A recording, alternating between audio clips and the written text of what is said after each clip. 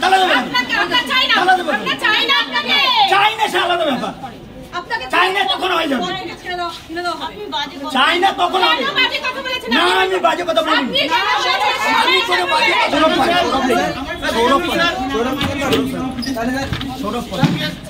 সৌরভ এখানে বন্ধ হবে না, বন্ধ হবে কেন?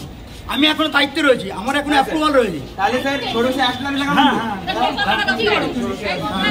একটা মেডিকেল জমা দিতে এসেছিলাম, হ্যাঁ ওনার কাছে মেডিকেল লিভ জমা দিতে এসেছিলাম ওনার কাছে, লিভের অ্যাপ্লিকেশন। উনি সেটাকে ছুঁড়ে পা দিয়ে লাথি মেরে ফেলে এইবার তারপরে আমি ওটা কুড়িয়ে নিয়ে আমি আমার ঘরে গিয়ে ম্যাডামদের ডেকে আনি, দেখো আমার এই অবস্থা, আমাকে আপনি চুপ করেন। আমি বলেছি যে হলো দেখো আমার অ্যাপ্লিকেশনটা পা দিয়ে লাথি মেরে ফেলে দিল। এবার সব ম্যাডামরা যখন এসছি উনি আমাকে তেড়ে এসেছেন, তেড়ে মারতে গিয়েছেন, এই পর্যন্ত এসছেন, লাথি মেরেছেন।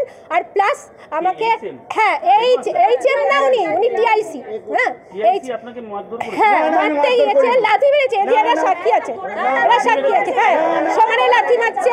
আর তারপরে বলেছে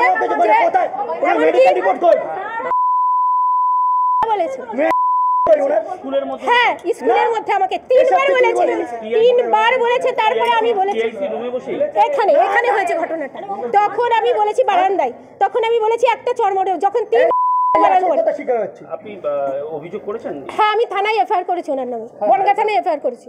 কি চাইছেন? আমি চাইছি ওনার মানে এই পদ থেকে ওনাকে সরানো, আমাদের স্কুলটা যাতে ভালোভাবে চলে, আর আমার এর যা করেছে তার জন্য তদন্ত হবে। আপনার নাম? আমার নাম রাখি মণ্ডল বিশ্বাস।